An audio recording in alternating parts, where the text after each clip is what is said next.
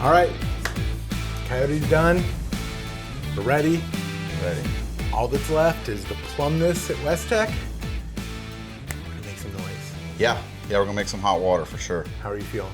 I'm feeling good. The engine went together really good. I feel good with the parts that we chose. I think we've got a good fighting chance. Well, the next time you guys see this engine, we'll be at West Tech, and the next time you see us, we'll be at LME. We've got a flight to catch in a couple hours, so we will see you at the next episode. Be sure to catch the next episode of Horsepower Wars as we travel to LME in Houston, Texas.